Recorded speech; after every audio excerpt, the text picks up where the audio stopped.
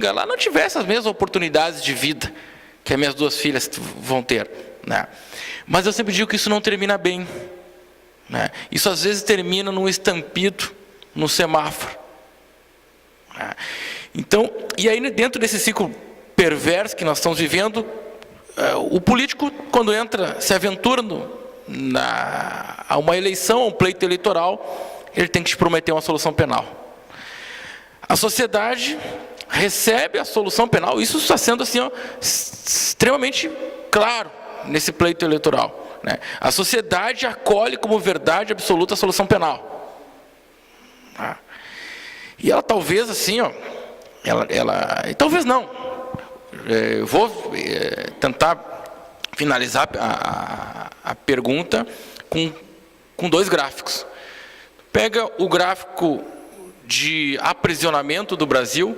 Em 1990, nós saímos aqui em taxa de carceramento e chegamos aqui em 2016, 2017. A população carcerária nunca retrocedeu, ela sempre aumentou. Se nós pegarmos a taxa de homicídio no Brasil, nós temos um genocídio de jovens no Brasil, ela começa aqui e acompanha o crescimento da população carcerária.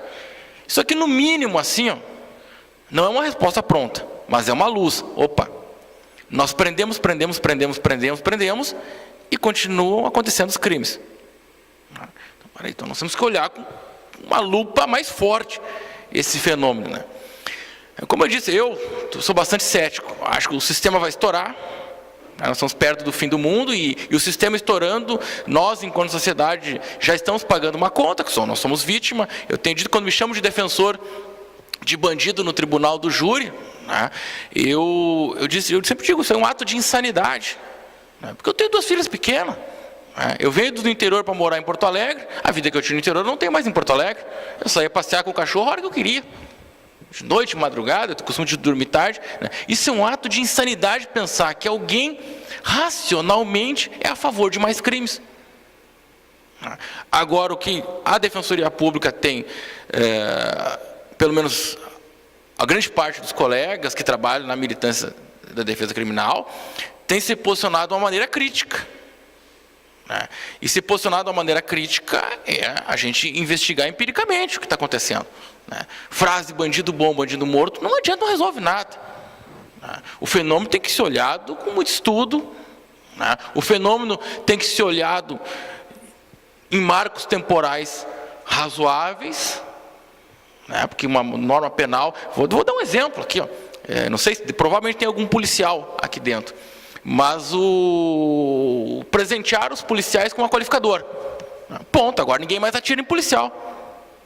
Aí nós tivemos em 2012 3 recursos em sentido estrito tratando de tentativa de homicídio praticada contra policiais.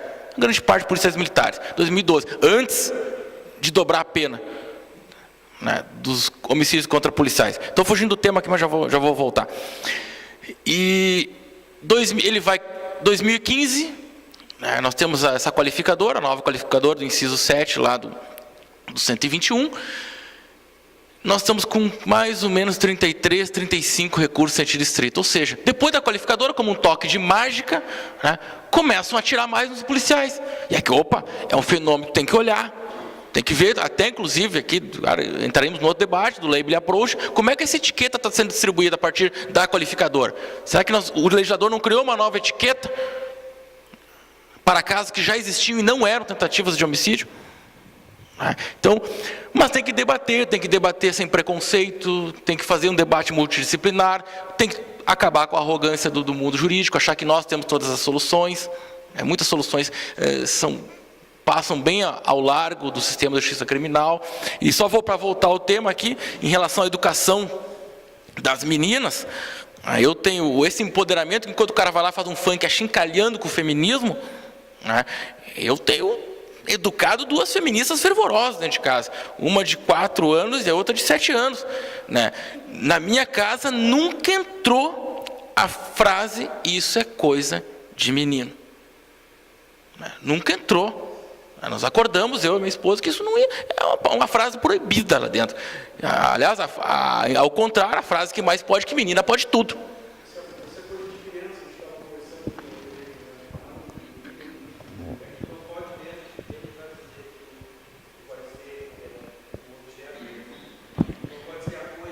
Sim. E só para concluir, né, eu sou pai de 2 meninas, né, para a gente descontrair um pouco, e não foram 2 fraquejadas. Então, para ver, essa questão do limite ético do debate tem que ser posto no seu lugar, né, porque os exemplos arrastam. Pergunta aqui do nosso corregedor, doutor Felipe Lavarda. Colega. Defensor público.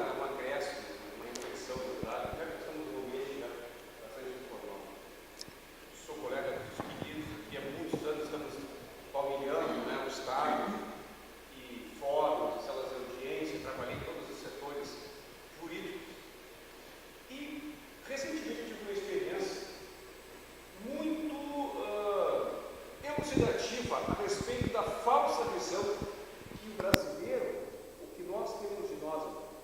E aí vem na frase que o colega disse, bandido bom, bandido morto, uma frase que permeia a nosso cotidiano. Uma das minhas atribuições mais recentes foi participar, na verdade é minha atribuição, eu estou afastado um pouco, do juizado do torcedor. É um juizado especial que é focado nos eventos esportivos. Nós temos um juizado na Arena e no Beira-Rio. Eu sou colorado, então imagina que eu tinha que ir semanalmente na Arena assistir lá o duplo sofrimento de trabalhar de noite e no jogo do Rio. Nós subimos lá, aí, há o magistrado, há um promotor de justiça, o defensor público, o representante da OAB, membros da Polícia Civil, toda uma estrutura preparada para, digamos, punir, mas prevenir a incidência de fatos penais e, se acontecer um fato penalmente relevante, que encontre uma solução imediata. Né? Muito bem.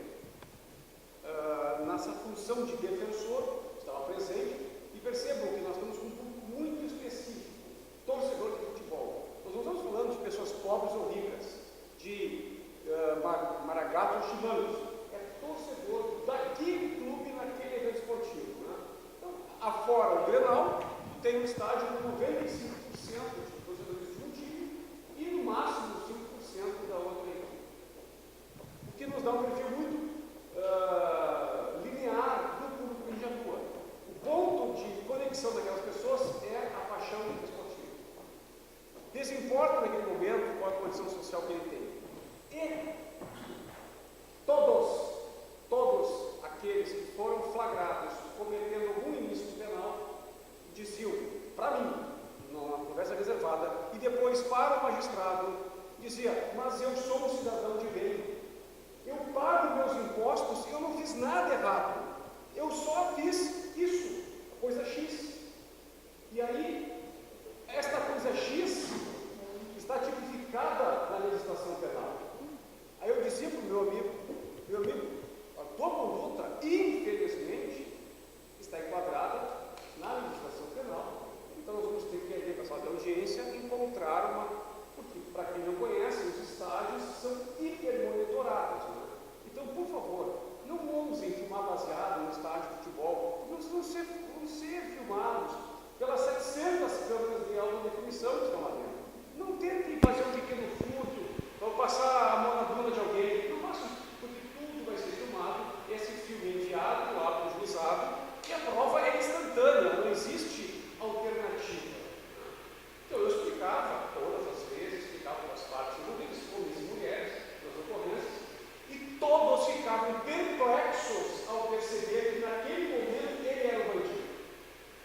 E aí, o que vem a frase? Será que o bandido bom é o bandido morto? Ou é aquele cidadão que, na percepção de que está cometendo um ato tipicamente ou penalmente relevante, ele vai ter que mudar o seu comportamento social? Por isso que a educação de direitos é fundamental. Por isso que eu tenho um filho de 19 anos, que é um dos maiores defensores do feminino. Ele, desde pequeno, foi criado sabendo que mulheres e homens têm os mesmos direitos, deveres e obrigações em casa, na rua, na sociedade. Ele arruma um quarto,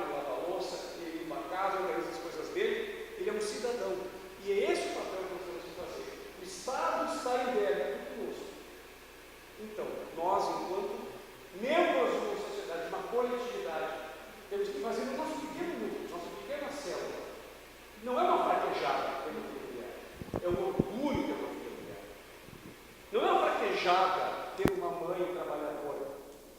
Né? É importante valorizar a mãe trabalhadora. Nós temos que valorizar as pessoas dentro do nosso pequeno mundo, para que esse comportamento positivo seja replicado e para que se perceba que todos nós aqui podemos um dia cometer um delito. Podemos sair aqui na rua agora e ter o infortúnio de um atropelamento. Sim, eu ia falar dos crimes de trânsito, É a coisa mais né? comum. Basta ser motorista. E aí, o bandido bom não é só o latrocida, o feminicida, o homicida, é também quem fez um atropelamento culposo ou quem praticou algum pequeno fato num estádio de futebol. Desculpa, me estendi demais, mas eu queria trazer essa reflexão. Esse aqui é o ambiente acadêmico, nós temos que refletir aqui dentro. Temos que replicar. Se o Estado está falhando, nós, no nosso dia a dia, não vamos falhar. Obrigado. Excelente.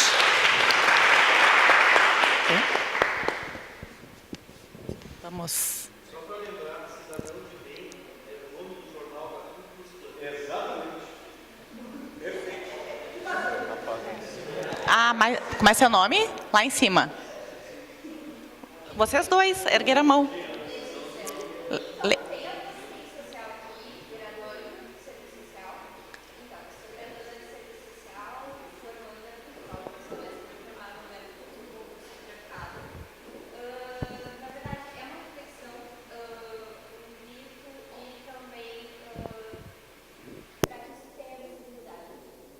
Eu me deparei em todos os lugares que eu cheguei com o adoecimento de profissionais do senso comum em conteúdo de trabalho. Por quê? A coisa é muito mais complexa do que só a agressão, porque o nosso país ele foi gestado pelo estupro e pela escravidão.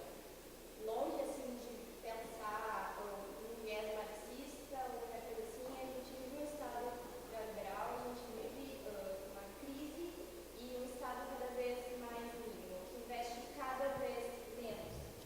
Não investe nas crianças, não investe em educação, escolas são fechadas, crianças sem merenda. Eu me deparei com a seguinte coisa: ou eu me formo, trabalho e adoeço, porque eu vi que a questão era tão funda que ou isso me tomaria completamente, ou eu reconheceria que isso é uma coisa muito pesada, é uma coisa pesada, está trabalhando com gás, centro de referência, serviço social, e que não ter nenhum investimento para um xerox, por exemplo. Então, é uma falta de investimento total, é uma questão muito mais profunda do que só a violência. Nós, como profissionais, exercemos isso, a gente trabalha com pessoas que vivem a violência diariamente nas suas comunidades. Estagiei no ano da saúde da Polícia Civil, a mesma coisa com profissionais exercidos, profissionais afastados do trabalho pela questão mental.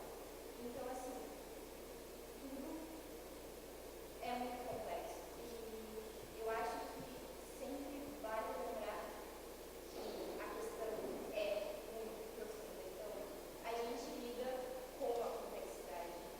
E eu entendo quando vocês falam que tem essa questão. Quando, enfim, tem uma audiência ali, é tudo isso. É uma pessoa, são pessoas que não reproduzindo uma sociedade, não simplesmente um casal, um homem, uma mulher,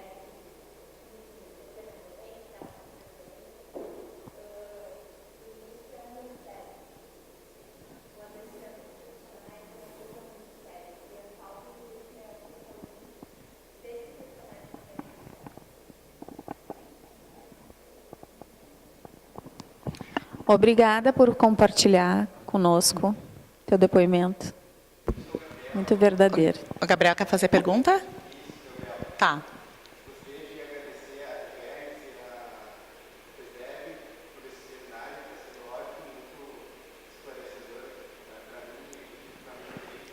Que bom, Gabriel. Um exemplo de como o Gabriel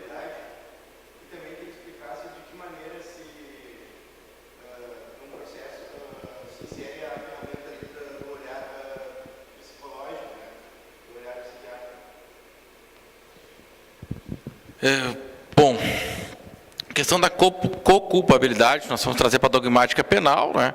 E para ela que ela tenha eficácia dentro de um caso penal, talvez, em eventual condenação, fosse o reconhecimento de uma atenuante genérica, a do artigo 66 do Código Penal, né? Talvez nós tivéssemos essa questão. No júri, nós temos um outro matiz, né?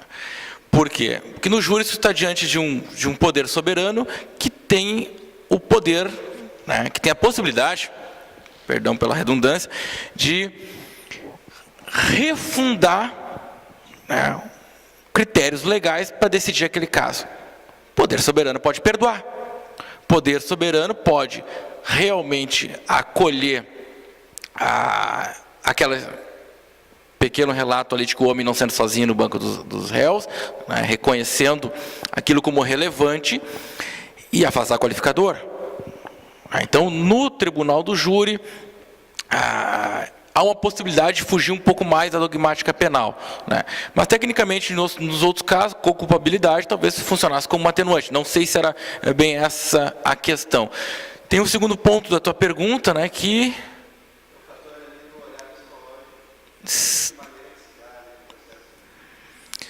Tribunal do júri também, olha, não, eu ia dizer, tem a questão de verificar a questão da imputabilidade, né, ou eventual inimputabilidade, ou até semi-imputabilidade. Existe, né, mecanismo, né, de fazer a aferição aí da capacidade de discernimento e de agir de acordo com tal discernimento daquele que está sendo acusado de um processo criminal.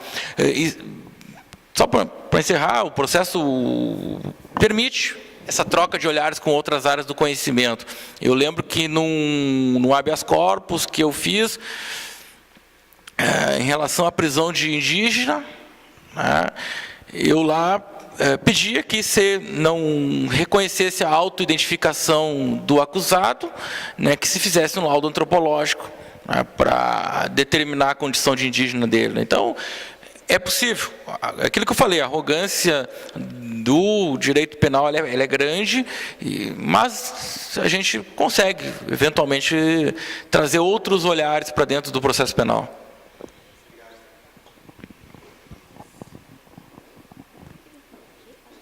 Alô? Tá ligado? Tá. Mais perguntas? Que bom. Rodrigo.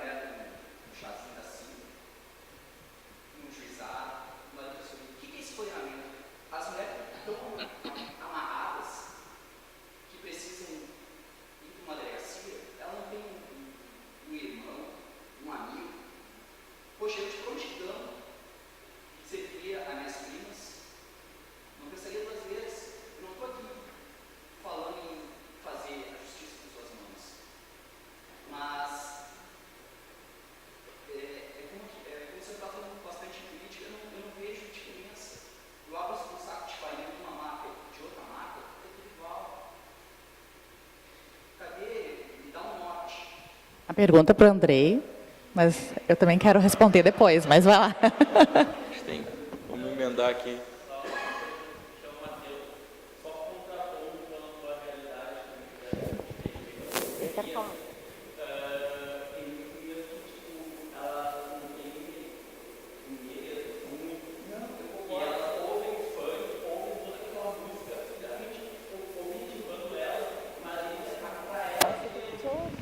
É um ciclo vicioso muito grande.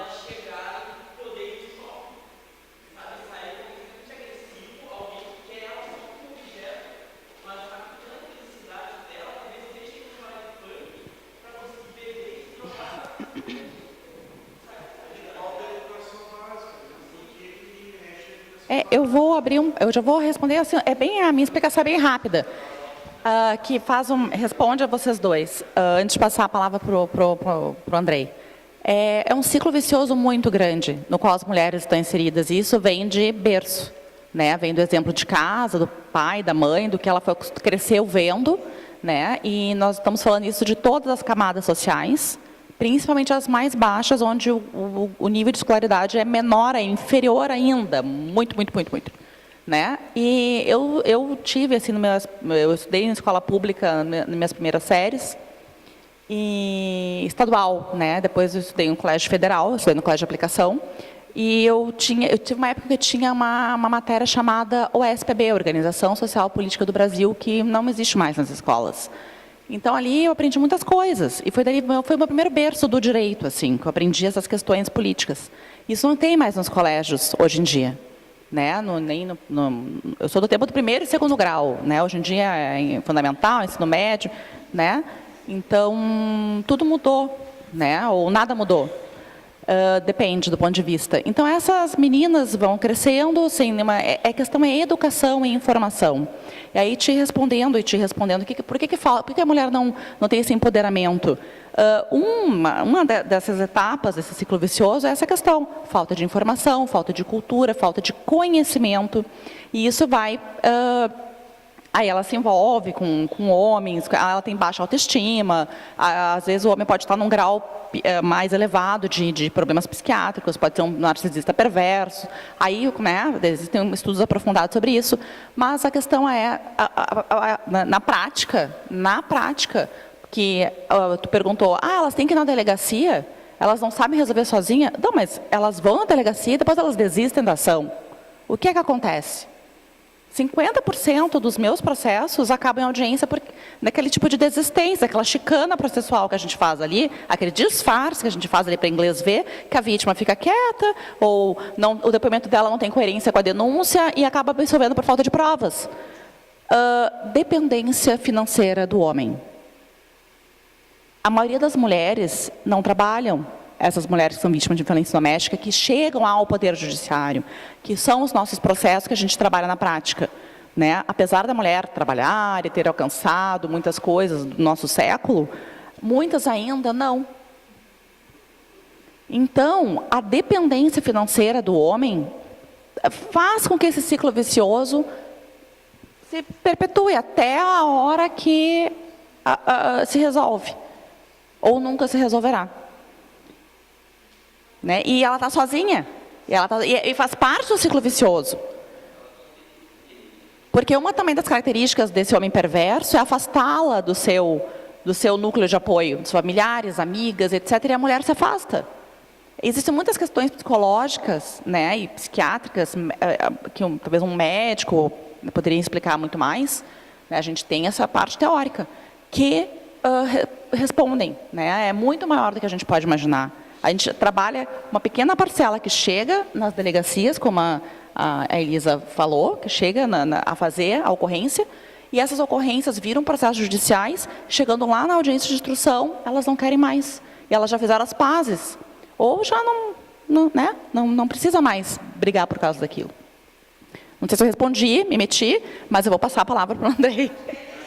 A Elisa? Por favor. Bom, em relação à questão das mulheres, a maioria não trabalharem, talvez não seja mais a maioria, e temos que entender por que essa mulher que não trabalha, né? Muitas vezes em razão do controle da relação abusiva em que ela se encontra, né? Porque uma das maneiras de o homem perpetuar essa cultura machista, essa violência contra a mulher é deixando ela no ambiente doméstico. Por isso que a lei também, né, a legislação entrou botando a colher no ambiente doméstico. Não é mais possível a mulher ser pressionada, chantageada para retirar uma queixa, como elas dizem, né? Quando se trata de um fato, de uma agressão, de uma violência, de uma lesão corporal. Enfim. Como é que é o teu nome, por favor? Rodrigo? Rodrigo, eu preciso colocar, tá?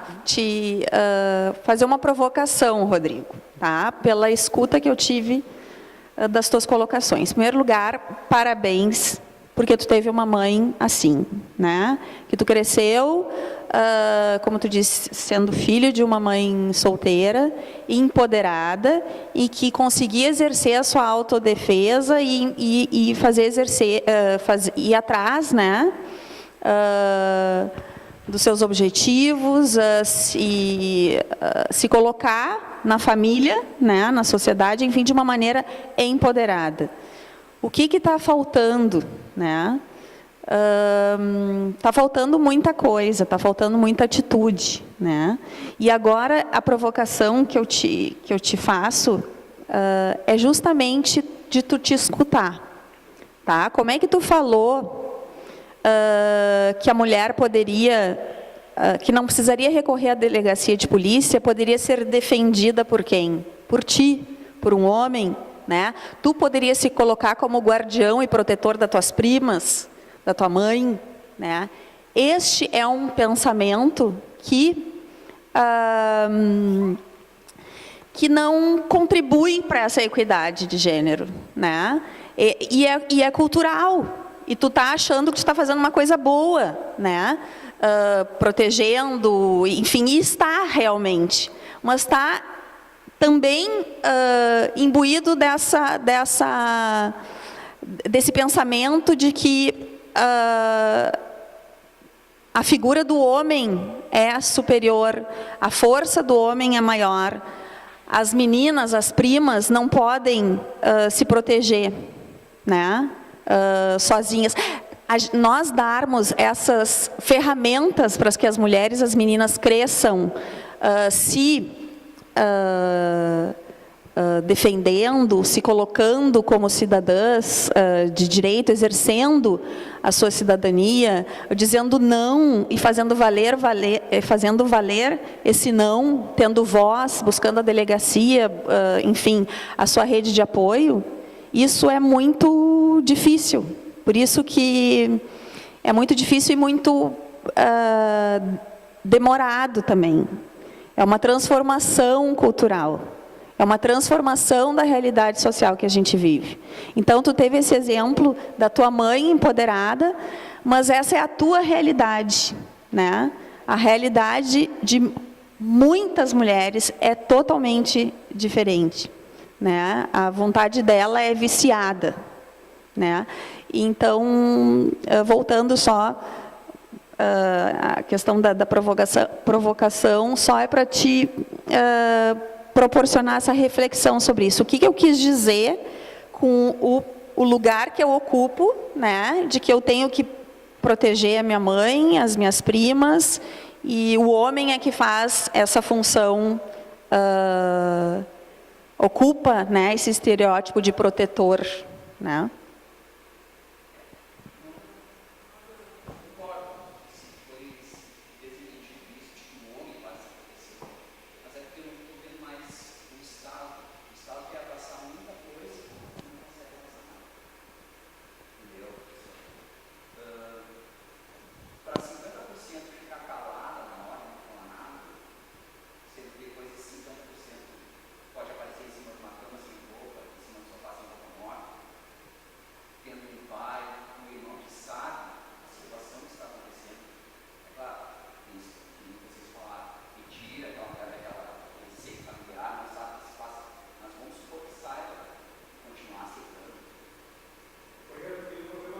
A culpa não é dela.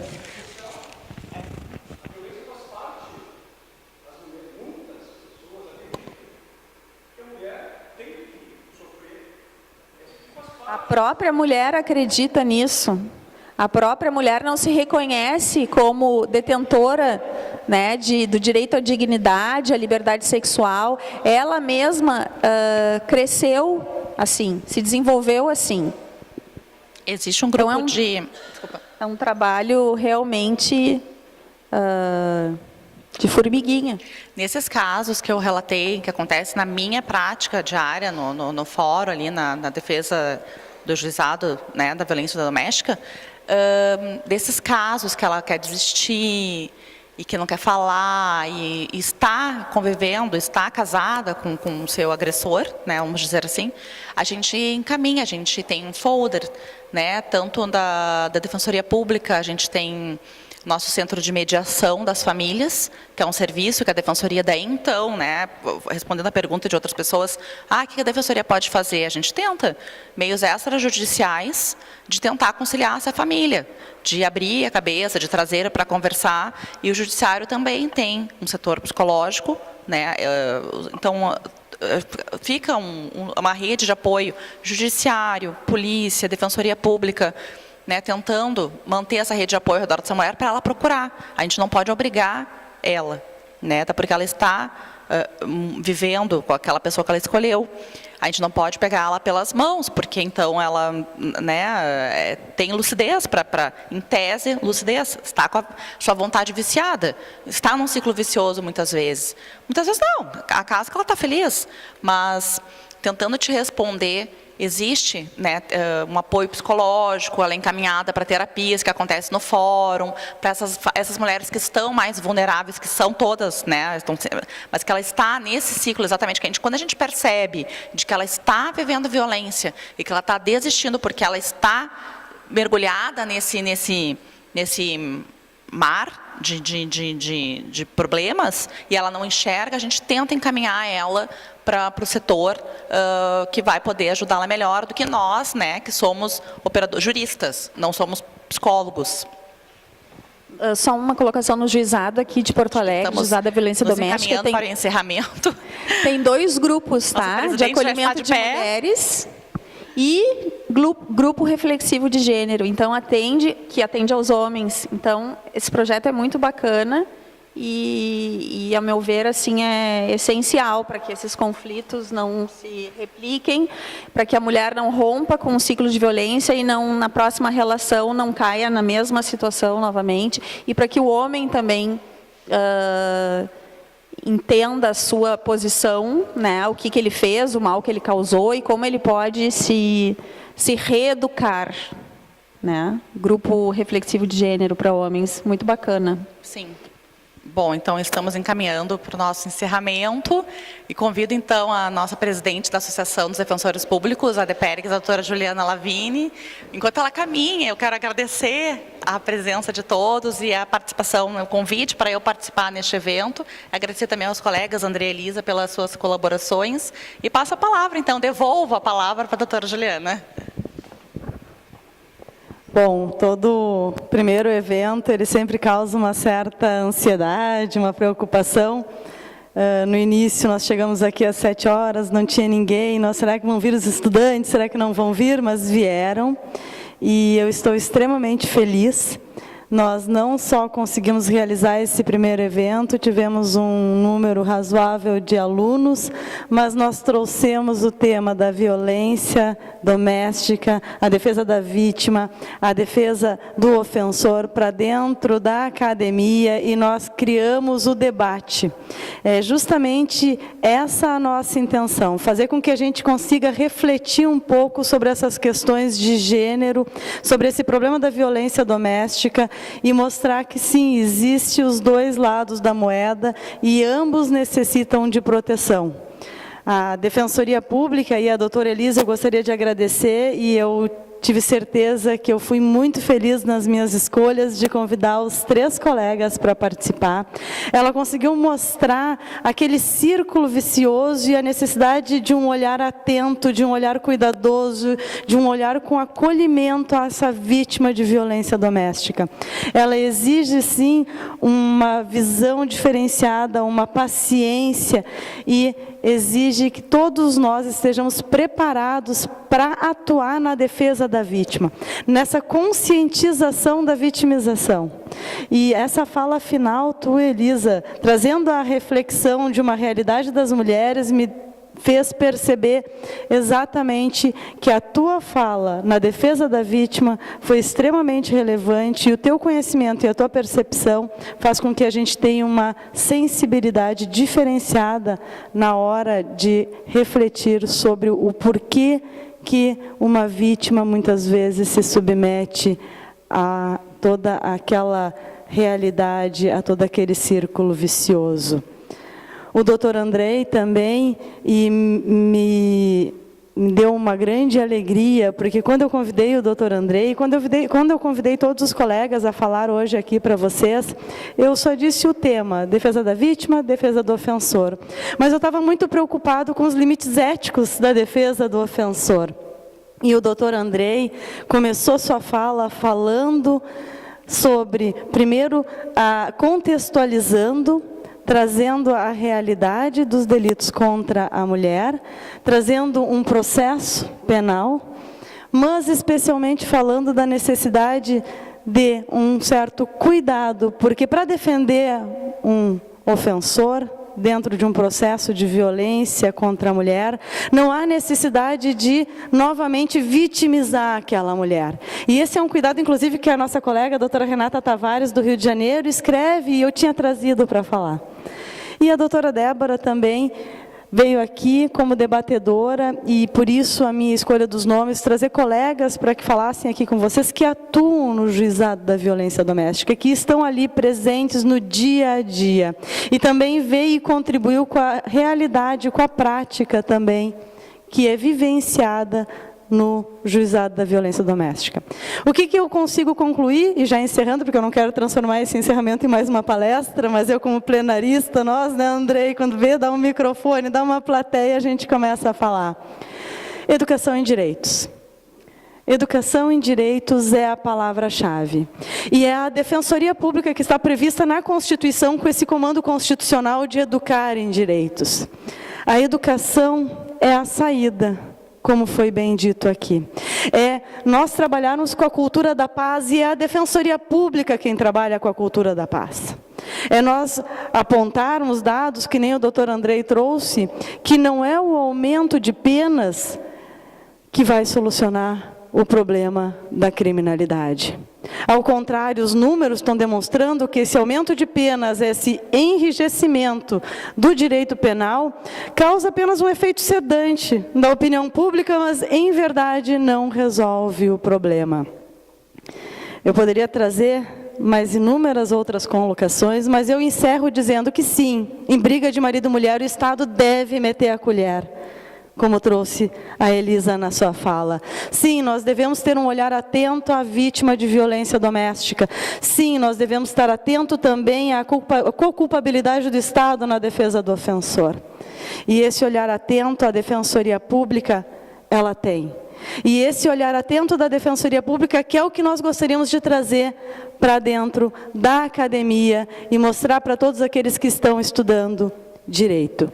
E eu encerro a minha fala dizendo que a Defensoria Pública e aqui a Associação dos Defensores Públicos, sabendo que a atuação dos colegas é extremamente árdua e difícil, porque não é fácil lidar com esses problemas sociais, muitas vezes sem solução, sem uma resposta, porque nós também estamos estudando e não temos respostas, nos abala sim. E nós também estamos sofrendo, nós também estamos atentos como associação a esse sofrimento, muitas vezes, que os colegas têm na hora de exercer esse trabalho. Então, para encerrar, eu gostaria de agradecer mais uma vez a IMED, à Defensoria Pública, e especialmente aos colegas, e por fim, mas não por menos importante, como se diz no plenário, à nossa plateia, aos nossos alunos, à nossa assistência que nos prestigiou nessa sexta-feira, com as nossas papilas sedentas por uma noite de festa. Então, eu gostaria de agradecer a todas e todos, muito obrigada, que esse seja o nosso primeiro Fórum Acadêmico de Pérgues e que a gente consiga realizar muitos outros. Eu já tenho ideias, eu já estou pretendendo marcar um novo encontro para nós discutir outros temas polêmicos que envolvam direitos humanos e defensoria pública. Muito obrigada.